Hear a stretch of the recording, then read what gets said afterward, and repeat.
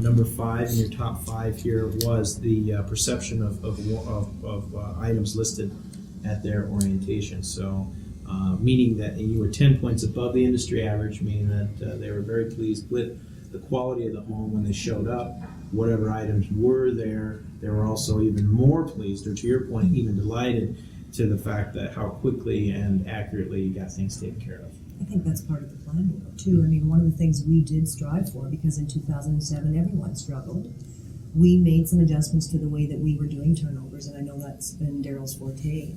Adding an extra week on to the pre-op, we call it, the last piece of the puzzle, ensures that when a customer does their walkthrough, by the time they're in, that house is perfect, or as close to perfect as we can make it. And I think that's the biggest difference.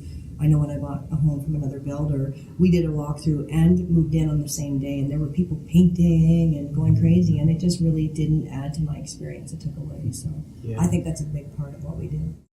Second thing that was top on the list was recommend to family and friends, which is more, I would say, a result than actually a best practice. But tell me a little bit about the loyalty of Carma customers, because I mean, we don't see that it usually is at the top all the time.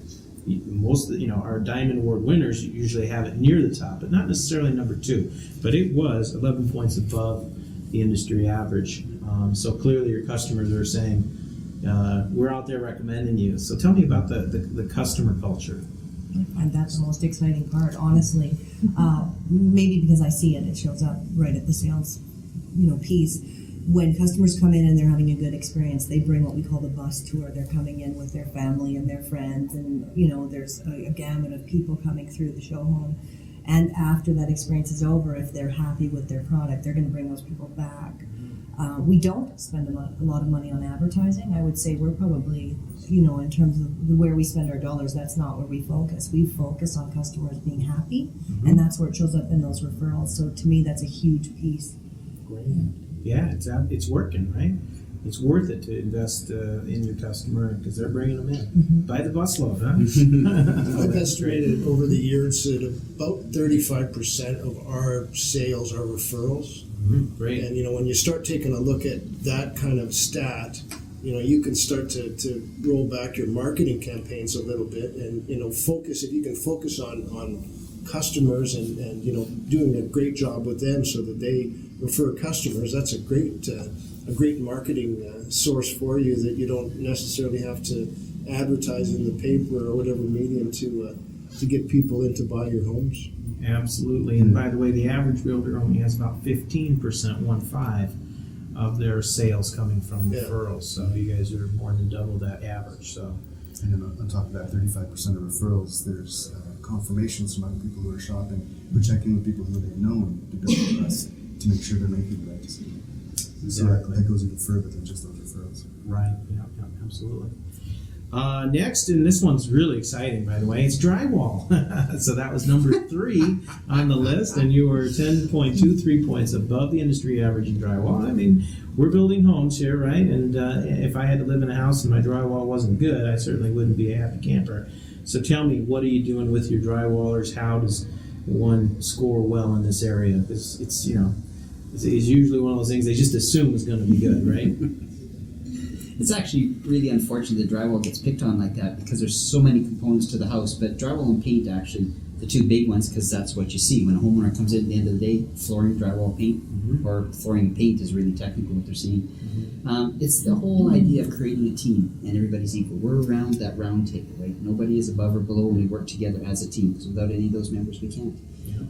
Our drywallers are like any of our other trades, but we work with them really closely, the same as with all of our trades, just to make sure that they all feel part of it, they understand what we're trying to accomplish, and that without them, we can't accomplish it.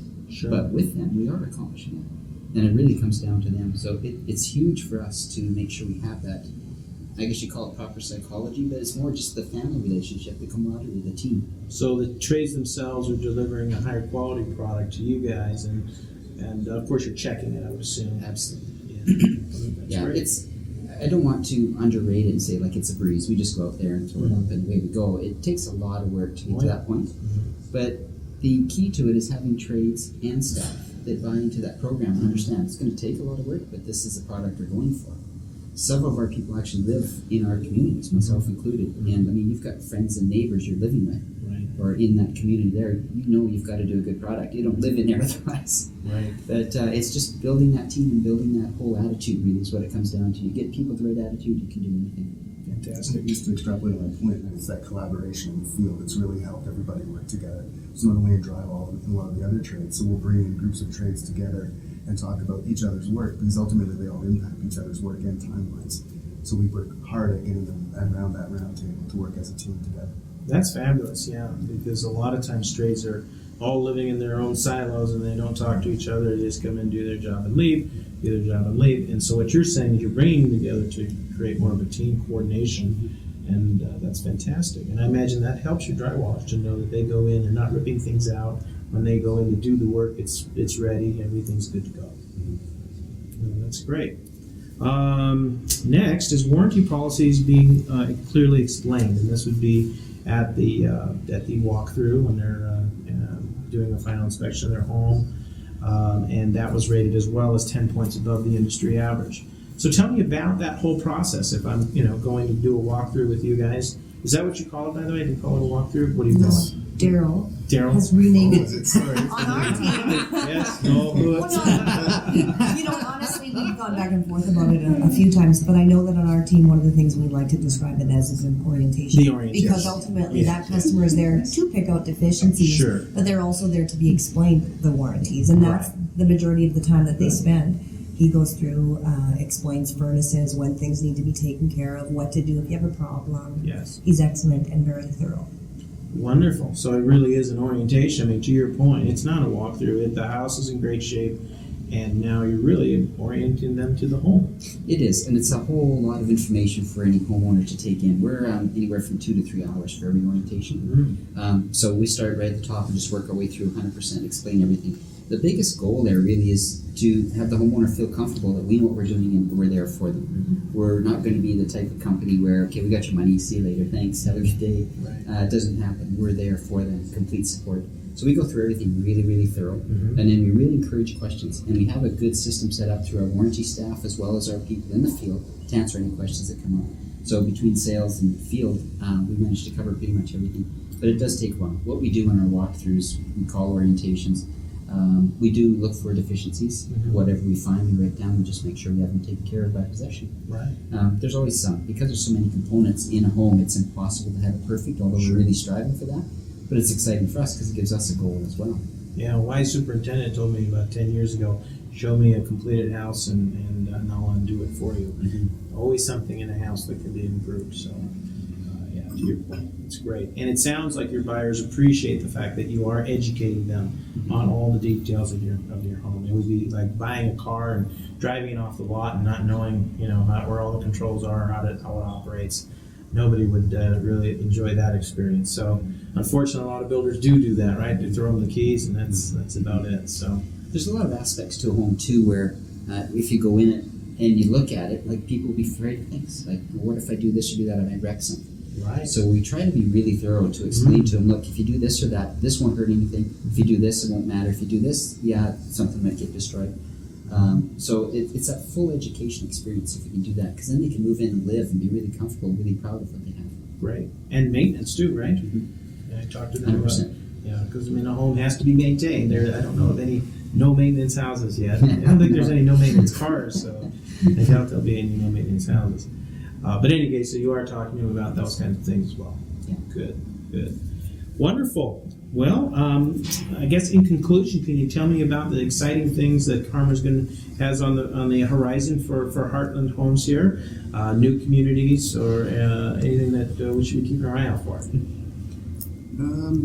We're moving into another neighborhood in the next year or so.